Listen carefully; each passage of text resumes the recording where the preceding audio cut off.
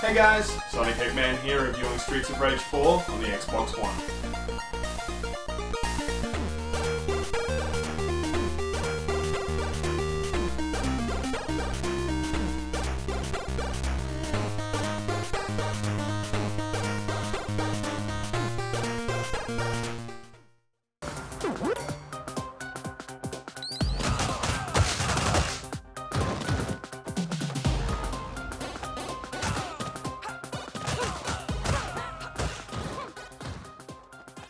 So, when I woke up this morning, a little hungover, I thought I had a pretty easy day ahead of me.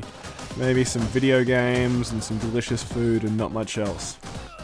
Stupidly, I'd forgotten Streets of Rage 4 was about to be released on Xbox Game Pass, and I had no choice but to return to the mean streets that forged my love for beat-em-ups.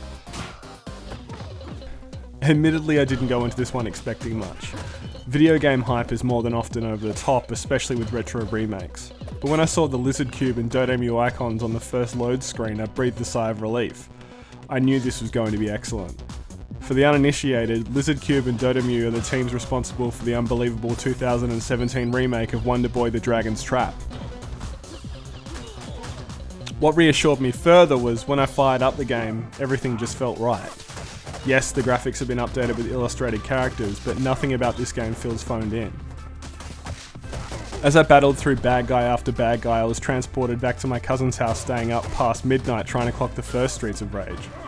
I watched a video with one of the developers explaining how they both played the new Streets of Rage and Streets of Rage 2 simultaneously to make sure they match the combat's rhythm and feeling. The level of detail this game managed to emulate is unreal, and it's not just the combat that's great.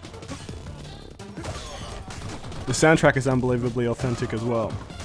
Primarily composed by the esteemed Olivier Dadivier, the dancey, sometimes rocky sounds are seamlessly intertwined with both modern and classic gameplay sounds.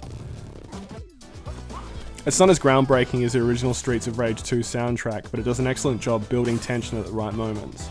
Don't like the new soundtrack? Never fear, there's an option to listen to the classic soundtracks as well. Like I said, every detail has been thought about with this game, and the end result is unbelievable.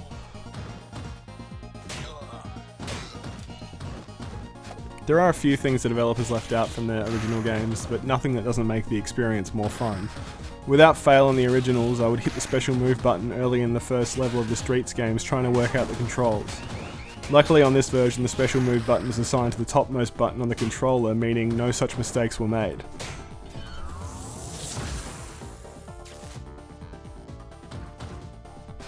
The other thing that was omitted was the gameplay timer, which actually makes the experience all the more enjoyable. Rather than having to rush through the levels, you can take your time, work out enemy patterns and attack accordingly. As well as your 4 starting characters, there are 13 other unlockable characters to gain through upping your experience points.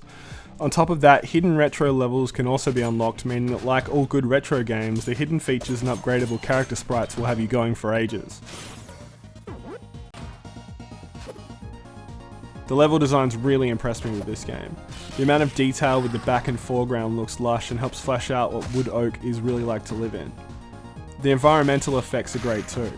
Passing trains make the screen shake as they pass overhead, civilians cower as full-fledged punch-ons happen in their place of work, and the windows smash in the exact spot you throw enemies into them. The development team behind Streets of Rage 4 have put a lot of love into this game, and the end result really shows that. It also includes a few extra game modes that are unlocked once the main story has been finished. There is a battle mode where you can have it out against up to 4 human players, reminiscent of early Sega Mega Drive games.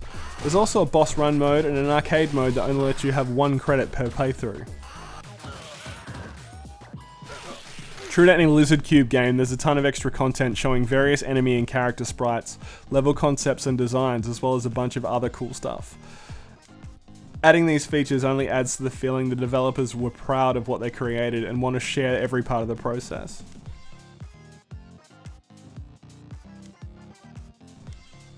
Okay, enough talking about this game and back to playing it. Streets of Rage 4 has been a total pleasant surprise in its quality and playability.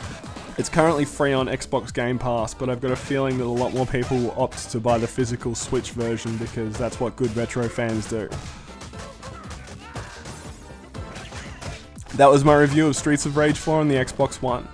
Thanks for watching, guys. If you're feeling extra retro, check out some of my other videos. Don't forget to hit like and subscribe if you enjoyed this one. Sonic Eggman out.